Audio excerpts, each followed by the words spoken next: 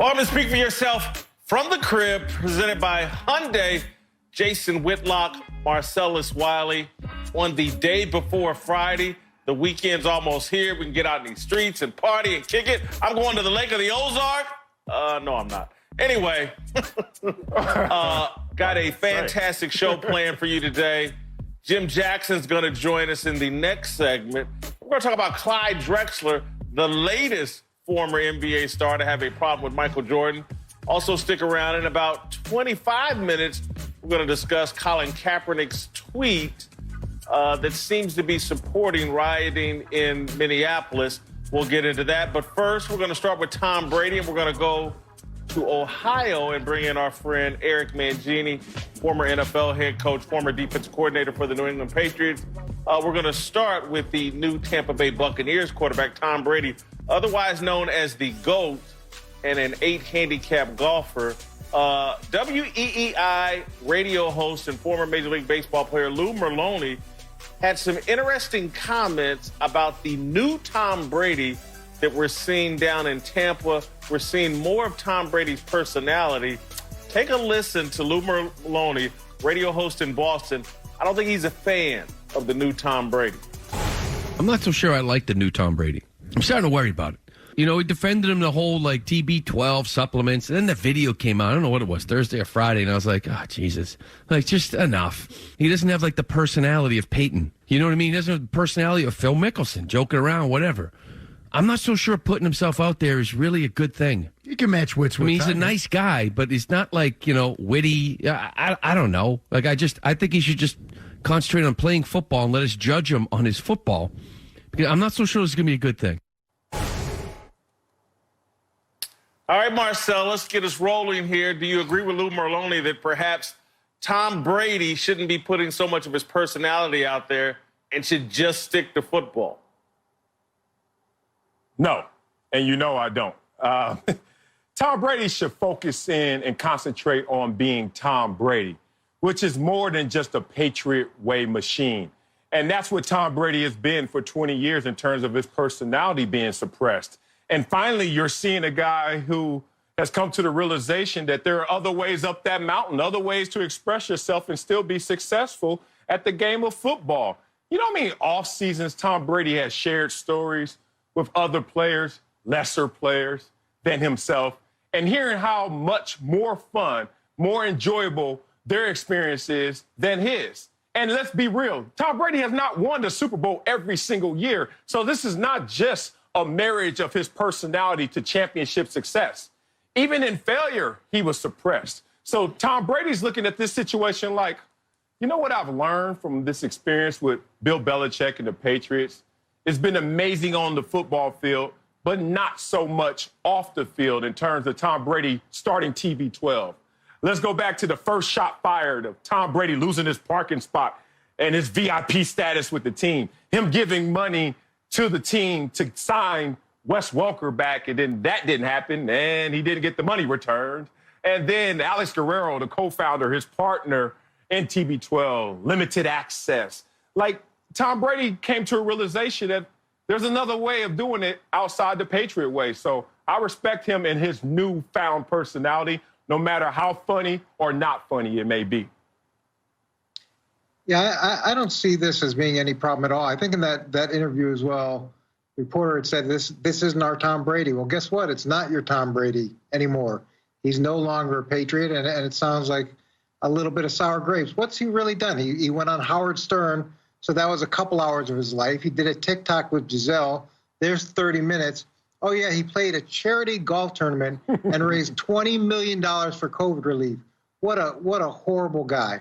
I think what they should be focused on, what Tom needs to be focused on, is Tampa Bay's offense, and he is. And the best thing that Tampa Bay can do is make the offense as conducive to Tom Brady as they possibly can. He's going to study. He has been studying. He'll maximize whatever they give him. And it's not about these few minor things he's done outside of football. Yeah, I got to agree with you all in the sense that if this is Tom Brady letting his hair down, it doesn't go past his shoulders. I'm not sure if it goes past his ears, because all that's really happening here with Tom Brady is the coronavirus. If there was no coronavirus, Tom Brady wouldn't be playing in a charity golf event all mic'd up.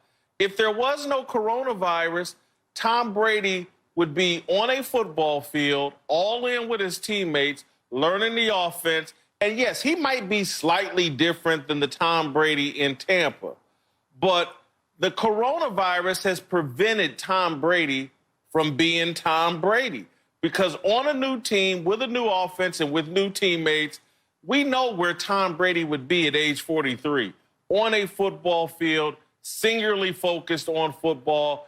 Yes, you may see a bit more of his personality, but again, like I said, if this is him letting his hair down, his hair is not very long. It just doesn't go. Certainly doesn't go to the floor. He's not Dennis Rodman. He's not Rob Gronkowski. I think we knew that. The charity event, just like you said, raised $20 million and turned out to be a good look for Tom Brady once he started knocking in a few shots. So let's move on from this and talk about another quarterback who really is trying to adjust his personality. Baker Mayfield, as I like to call him, Little Smokey, is promising there's going to be less smoke this year, and he's going to try to let his play do the talking. Listen to Baker Mayfield talking with reporters yesterday. I have a different approach to this year. I think it's everybody that has been interviewed in our team has kind of, hit the nail on the head over and over about, it's just time to work. It's time to do our thing instead of talking about it. So this is the first media thing I've done just because there's no need to be talking about it. It's just time to go do it. And right now it's, kind of moving in silence, which is fine with me. All right, Marcellus, you think this approach by Baker Mayfield will actually snap him out of his struggles? Will it help at all?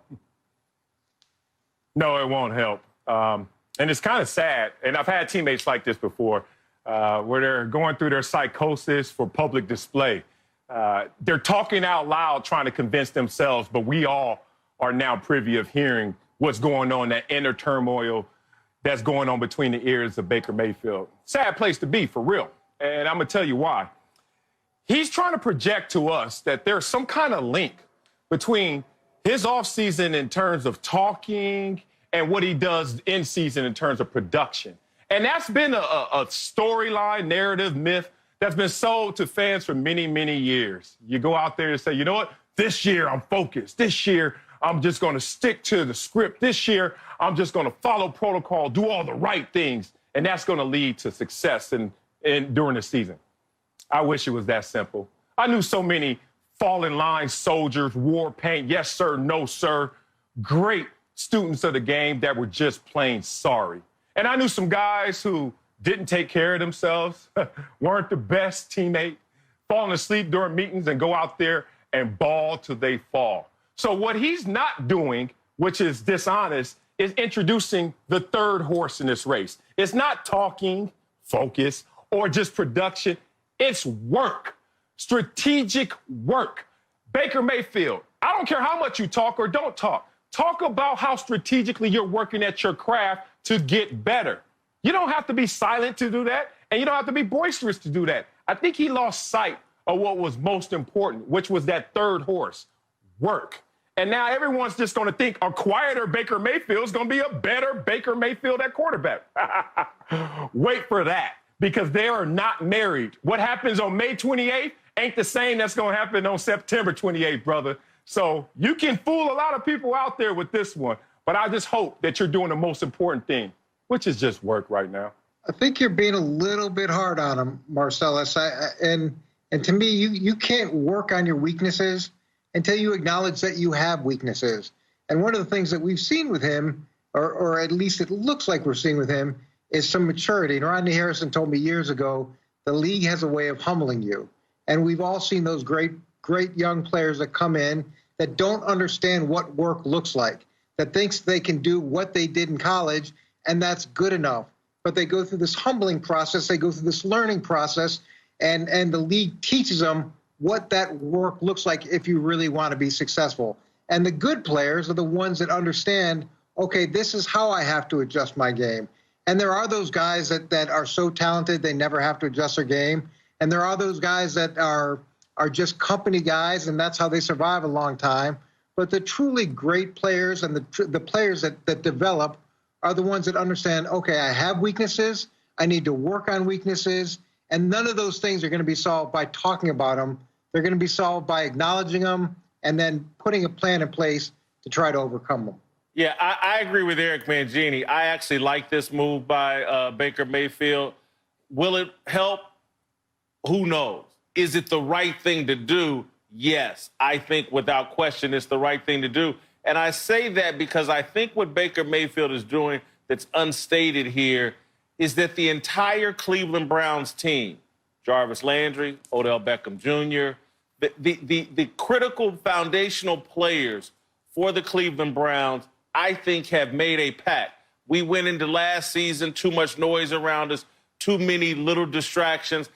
Baker Mayfield, you don't need to be beefing with Colin Kaepernick and other people in the media. Let's let our work. And this, to me, has been the quietest offseason I've ever seen from Odell Beckham Jr. He hasn't been really doing things to draw attention to himself. So I think Baker's being part of a collective group effort and a mindset that they want to permeate that entire team is that it really is about the work. It's not about our mouth. It's not about what watch I'm wearing on game day. It's not about any of these other off-field distractions. I think Baker Mayfield was humbled last year. I think OBJ was humbled last year. I like the way they're handling this offseason, and I like the fact that Baker Mayfield is acknowledging we're going to, from a personality perspective, we're going to be a bit different here in Cleveland this year. And as the quarterback, I need to be a part of setting that tone. I actually like this, Marcellus. Not me. I'm not letting anyone steal my fuel, my octane. Don't let them steal your mojo. That's how you got up this mountain. For anyone who's saying, oh, you know what, it's time for him to change course in terms of behavior, it's been uberly successful for Baker Mayfield, a two-time walk-on, Heisman Trophy winner, had a great rookie season, NFL record-setting rookie season.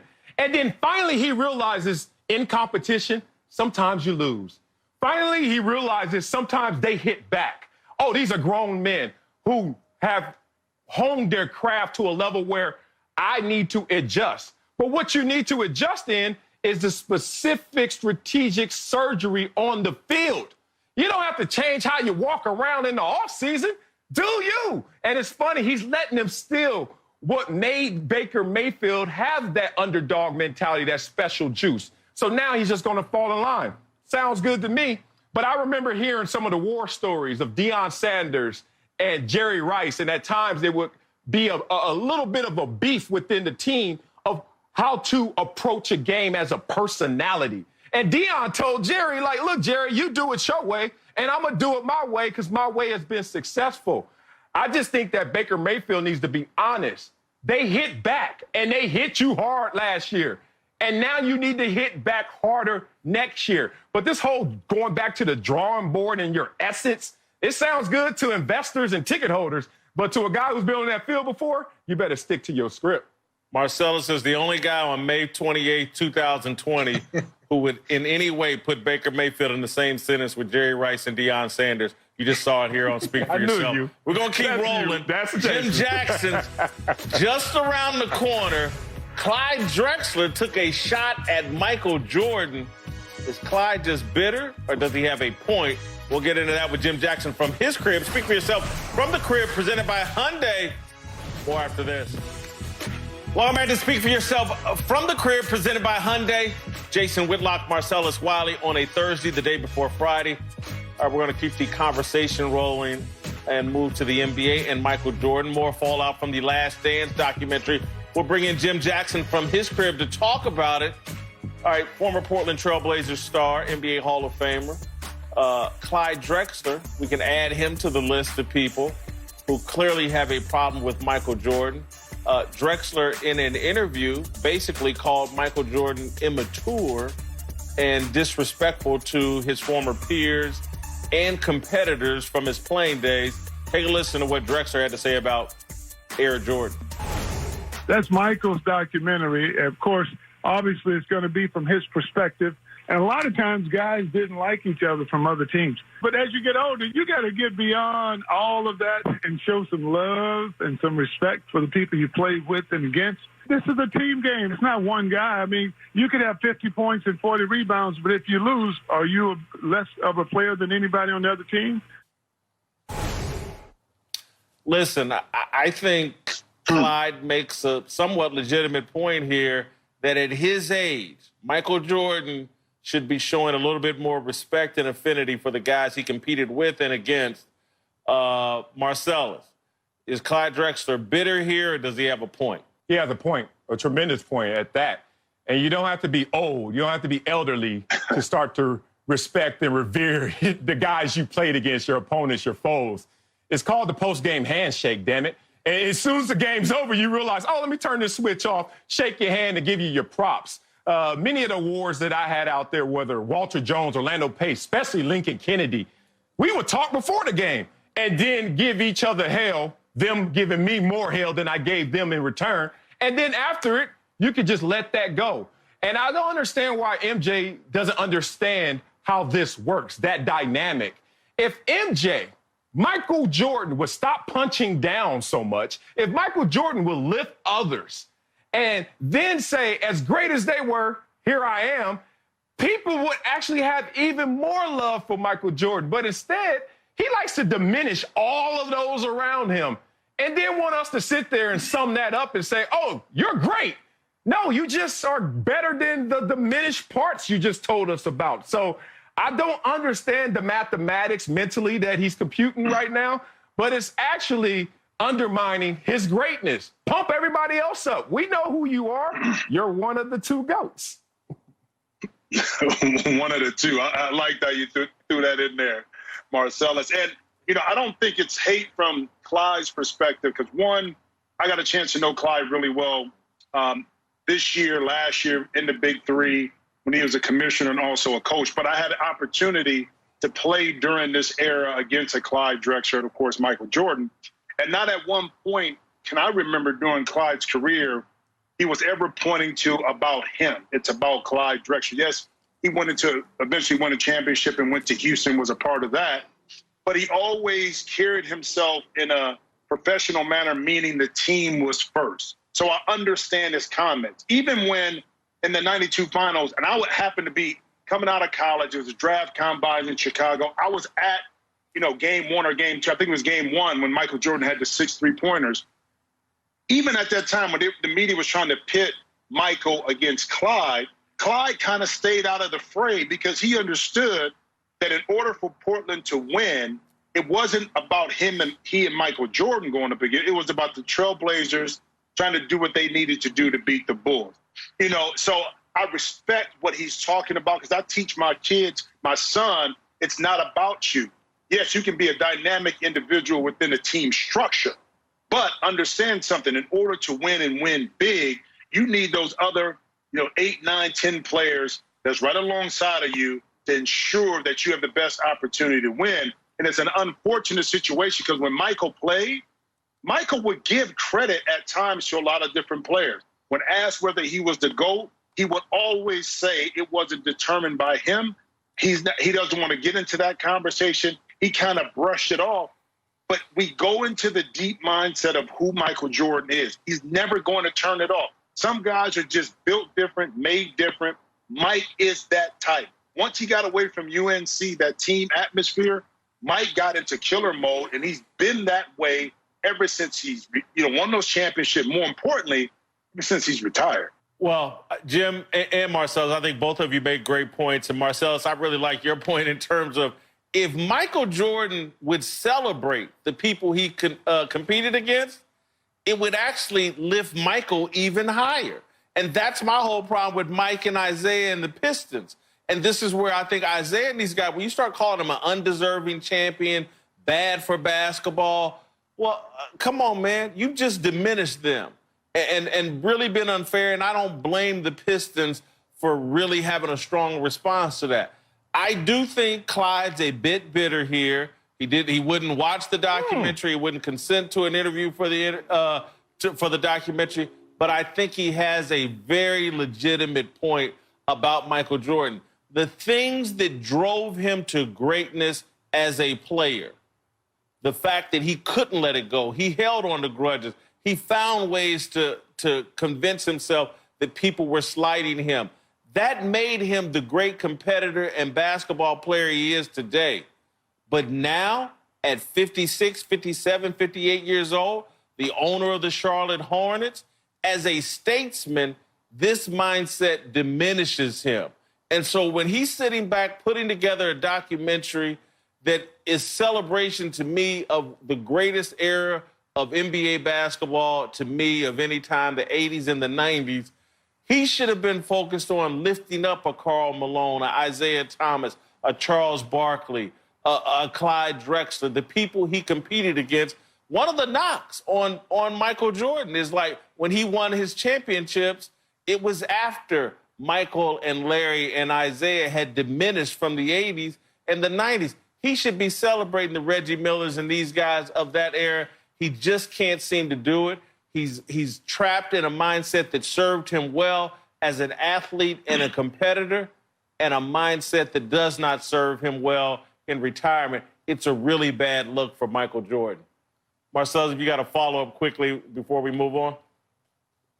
Yeah, I just want to push back that he learned the team concept at UNC and then got into selfish mode and didn't change his mindset from there. He actually did.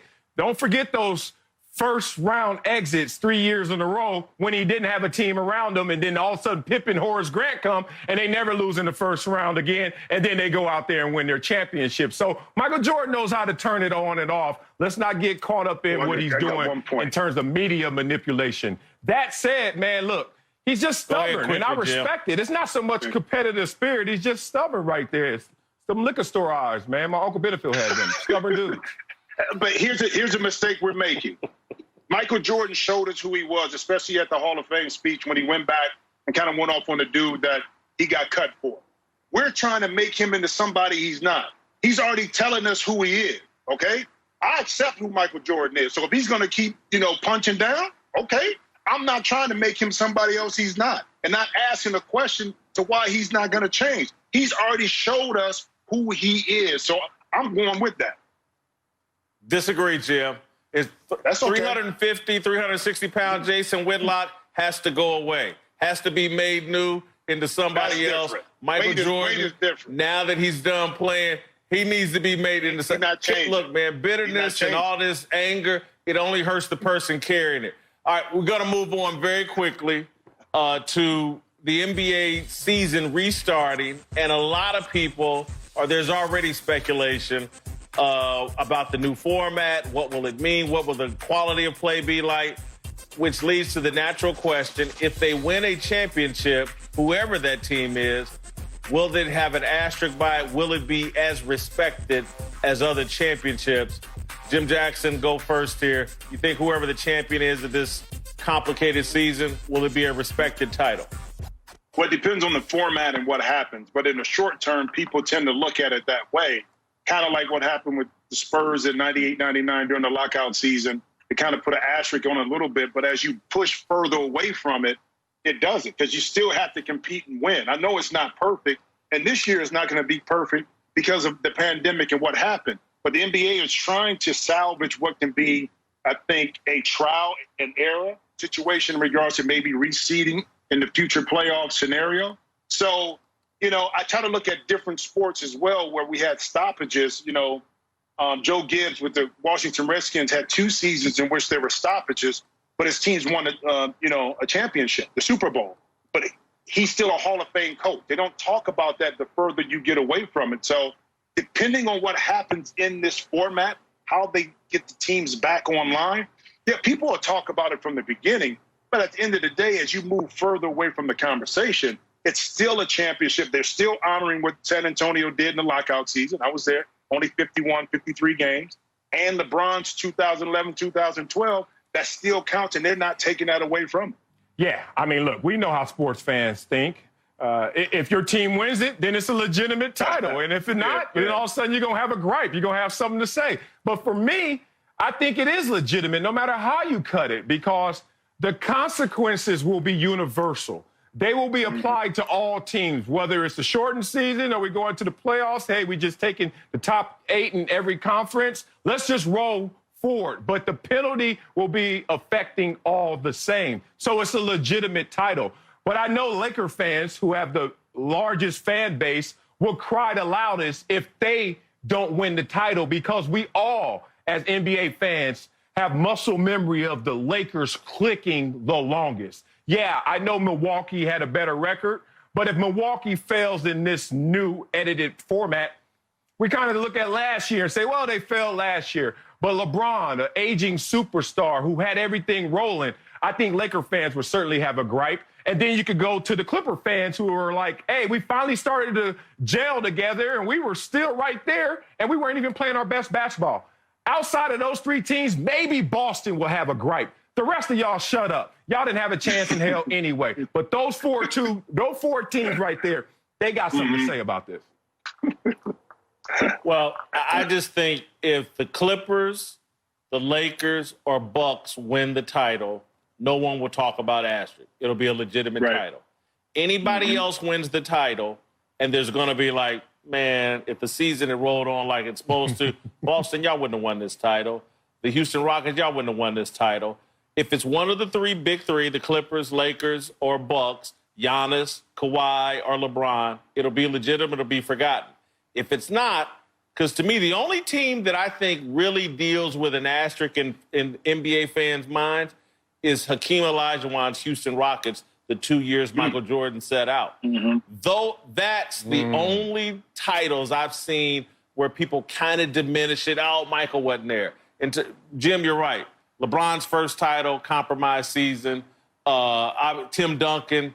But now Tim Duncan's got 5 titles. No one says, well, he's got 4 and then that one doesn't count. Houston, and Houston, it would make sense for Houston to win this title with James Harden and Russell Westbrook and still fire Mike D'Antoni after winning the title. That would be the ultimate asterisk. All right, we got to keep rolling on. We're going to return for some more conversation about Colin Kaepernick, who has weighed in on the events on George Floyd's death in Minneapolis. You got to hear what Cap said over Twitter. Rick Bucher will go out to the Bay Area. He'll join us next. Speak for Yourself from the Crib, presented by Hyundai. More after this.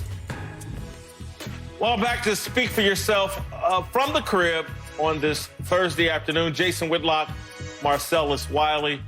All right, we're going to roll out to the Bay Area and bring in our friend Rick Bucher, a longtime sports writer in the Bay Area. Obviously was there during Colin Kaepernick's time with the San Francisco 49ers. And as expected, Colin Kaepernick has weighed in on the events rocking Minneapolis and the nation this week. The tragic death of George Floyd led to rioting and violence last night in Minneapolis. Colin Kaepernick this morning weighed in with a tweet. When civility leads to death, revolting is the only logical reaction. The cries for peace will rain down, and when they do, they will land on deaf ears because your violence has brought this resistance. We have the right to fight back. Rest in power, George Floyd. All right, we're all going to have our reactions here. We got some time here. I'm going to go first with just a short comment. My initial reaction to this is I wonder if Colin Kaepernick is on a flight right now to Minneapolis with a musket and ready to join this resistance and this fight that he appears to be calling for. I think it's irresponsible for people to sit at home and sit on a Twitter laptop and encourage and or inspire people to do things perhaps you're not willing to do. And maybe Colin Kaepernick will surprise me and he'll be in Minneapolis this weekend or this week, and he'll be on the front lines. Or maybe he'll be ensconced in his mansion somewhere with Nessa and firing off tweets as people risk their health, safety, freedom, and participate in acts that harm their community. If Cap does that from his home, he's the hypocrite that I think he is. If he's on the front line, I'll take his comments seriously. Man, my initial response actually took me back to the beginnings of when Colin Kaepernick became the protester, the martyr he's become, the symbol he's become, is I never, ever had an issue with why Colin Kaepernick was protesting. I always had an issue with how he was protesting. And reading his tweet, if this is a call to action, is it also a support for more meaningless looting and rioting, especially in your own vicinity, your own locale? Like, I don't understand the call to action. So I'm sitting here ready to abide by the commands. Colin Kaepernick, what do you do? Where's the meaningful, direct action that comes from this? And who is it directed towards? It takes me back to the football field in two ways. One, coach used to always say, I better never, ever hear about criticism about this team if it doesn't have a name and number attached to it. So it's okay to say do something, but you got to be specific, because the game of football is specific. It's strategic. We just don't line up and hit color. I got to line up in this technique, and I have this to do. That's my responsibility. So Colin Kaepernick, in the world we all live in and are from, which is the football world, and now you're trying to translate this into something greater than football, I need honest, direct steps. And once again, I'm left with more questions to respond to a tweet than actual answers from a human being who's championing a protest. So I'm just sitting here saying, who's it directed towards? Don't be a coward. Names and numbers, brother. Yeah, my first reaction is that there are subjects that are way too important and way too complex to try to possibly address them through social media or through Twitter. Twitter is aptly named and has the appropriate logo. It's birds. It's chirping birds. And it has about the same significance when it comes to important social issues. My second reaction is that this is more confusion, and this is what I struggled with when it comes to Colin Kaepernick. I know that he has invested time and money, that he has done grassroots things that have supported his cause and his activism. But he has been the worst frontman for any sort of social change because his message has been so confusing. I'm sometimes not sure whether he wants to be an athlete or an activist at times. And then exactly what is he trying to accomplish? This only adds to it. Is this as you mentioned, Marcellus, I don't know what he's saying here. Is this a call to violence? Is this a call to, I don't know. It doesn't add anything, and therefore it detracts from what is a very important subject, something that needs to be addressed and dealt with and changed. But I don't see that in anything that Colin is recommending here. And so it just seems awfully self-serving to me without any accomplishment.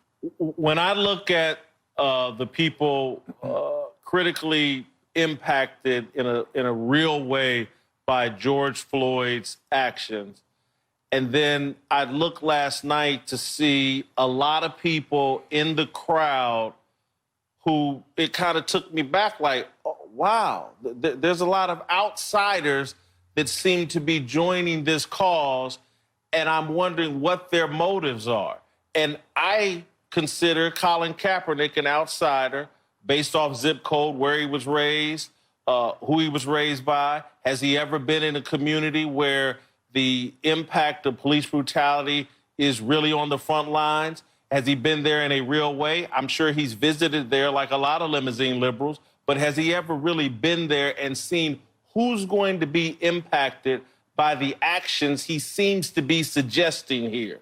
And again, I think it's very easy when you're not on the front lines and when you're sitting on a laptop to have somebody put together some words for you to tweet out, because that's my other thing. When I read these words, they don't sound like Colin Kaepernick. We've heard him talk.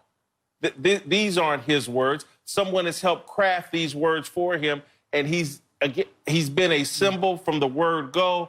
I think these words are irresponsible. I think he's an outside agitator, and I look at the people doing a lot of the outside agitating and seem to be wanting to pick a fight for black people, in my view. I'm going to keep it all the way there. It's like they want to pick a fight for black people and start a race war, And then go look at the images of the people that were out there. And then when it jumps off, let's see if they're still on the front lines or do they blend in and leave us out there on the front lines to harm our communities, to harm ourselves, to jeopardize our freedoms, to destroy our communities. There's a lot of outside agitating and people picking a fight for us that I think anybody strategically would know, like, oh, this ain't a fight we're going to win. We have to outthink this situation. If it comes down to the type of things Colin Kaepernick is suggesting, just based on numbers, we lose. So what is the strategy here? I don't see any. I'm going to stop here before I go too far. Marcellus, I'm sure you have some additional thoughts. Yeah. Oh, man. Only time constraints will keep this conversation short, man, just because you are on to it, man. It just doesn't sound like the peaceful protester who lost his career because of those same peaceful protests. We went from peaceful protester to pretty much silent but doing his own work to now come out and it sounds like guns ablaze. And he's writing checks that his experience and his existence won't have to cash, as Jason pointed out. And that's what I don't like about it. Okay, you saying let's protect our civility. Okay, who are we protecting it from, Colin Kaepernick? If it's using my life experience as a litmus test, a lot of them people look like me growing up. And now if it's not that, no, it's not us, it's them. Who are them? Is it white people? Colin Kaepernick, where's the self-love? You're half white. You talking about white people? We're just going to start rebelling and revolting against white people? Oh, no, I don't mean that. Is it cops? Because there are a large majority of cops that are white that are tremendous. Or they're like members of my family that are cops that are tremendous as well. No, I'm not talking about the cops. I'm not talking about blanket white. What are you talking about then? Who is the target? And he won't even go there. It is simply a Hail Mary lob to Twitter troll those who won't think this through and critically analyze what he's trying to say. Once again, I know why he protested. And once again, I am so discouraged by how he wants to go about it. All right, we got to move on. We're going to go out to LeVar Arrington's crib and talk about Jadeveon Clowney, who, according to reports, turned down a very lucrative offer from the Cleveland Browns. We'll tell you what to make of it. Speak for yourself from the crib. More after this. All right, welcome back to the show. Jason Whitlock, Marcellus Wiley. Let's roll out to LeVar Arrington's crib and talk about Jadeveon Clowney, the big free agent defensive end who is yet to sign with a team. Reports have circulated over the past 24, 48 hours that Clowney balked at a very lucrative offer, or at least the richest one he's been offered this free agency period, from the Cleveland Browns. And the question here is, Marcellus, and we don't know the numbers, we don't know the specifics, but is this a bad look for Jadeveon Clowney? No, it's not a bad look. And look, I almost took a trip into those hating waters and started to clown Jadeveon for this report. But then, like you said, what is that number? Richest. That's relative compared to what? We don't know what the other offers were. So what's rich to him may not be rich to others and vice versa. So I'm not sure what that number is.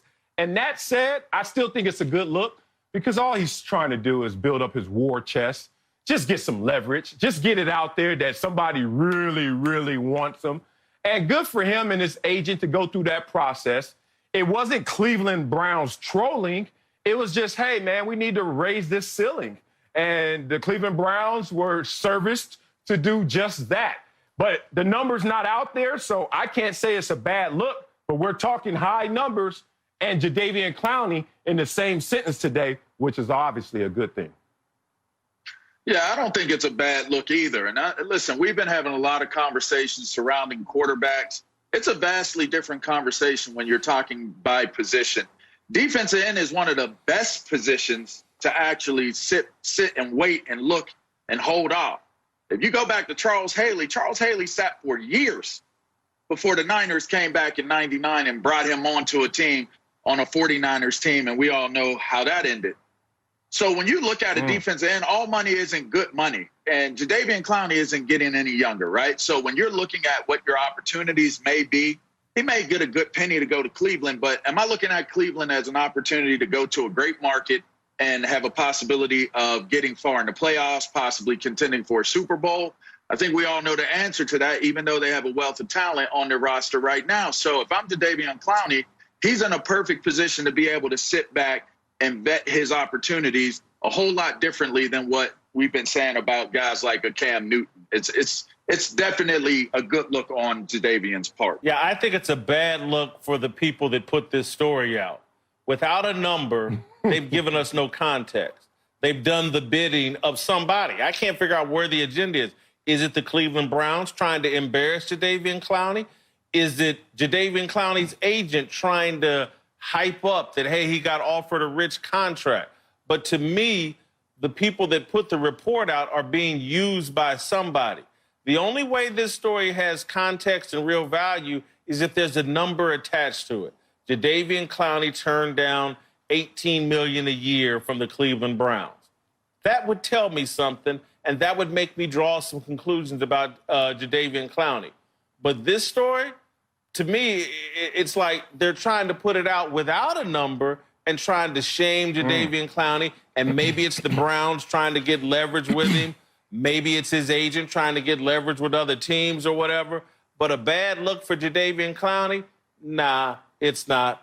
I have questions about Jadeveon Clowney and his motor and how his love for the game, and that may be preventing him from getting the kind of contract he's looking for. But this situation here, this issue here, I got no problem with Jadeveon Clowney. Hold the line. Don't do anything. Don't move. Wait for that real money to come your way. All right, speak for yourself.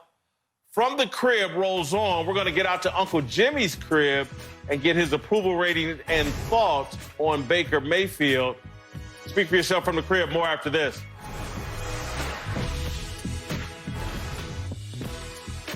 Welcome back to Speak for Yourself from the crib, presented by Hyundai. Jason Whitlock, Marcellus Wiley. Happy Thursday, happy day before Friday. All right, let's roll out to Uncle Jimmy's crib, get his thoughts on Little Smokey, Baker Mayfield. Uncle Jimmy, you suited and booted today. You got a big dummy of the day? Oh, hell yeah. Hell yeah. The big dummy of the day goes to the person that came out here that think because they done lost all this weight, they can come out here with a polka dot shirt on, thinking that just now they look like Al Roker. Bro, that ain't no good look. Looking like somewhere between Al Roker and Al Sharpton. Which one you gonna be, bro? Kwame. You have any thoughts on Baker Mayfield? Man, yeah. Look here, man. Thoughts on Baker Mayfield? Look here, man. This is the very reason that Kelly told y'all, I don't know how to hold down people. Man, this is terrible. How something like this gonna happen to Baker, man? Baker too young. Man, he in the prime of his life, man. He one of the good ones. Hey, man, what y'all think it is? What y'all think they gonna say it is, man? Y'all don't think he got the sugar? The pressure? Man, they better not say it's the Rona. Oh, Lord, don't say it's the Rona, man. See, y'all missing the point. Baker told y'all. He said he gonna move silently. He said he gonna move silently, and we ain't gonna hear from him no more. The only way that's gonna happen is if Baker Mayfield dead. Hey! You ain't got to wait the whole time, people. This is life we Baker down. We lost Baker. Oh, my God. All right, thank God it's almost Friday. We saw our approval rating. Internet has been a dumpster fire. I want to wish my nephew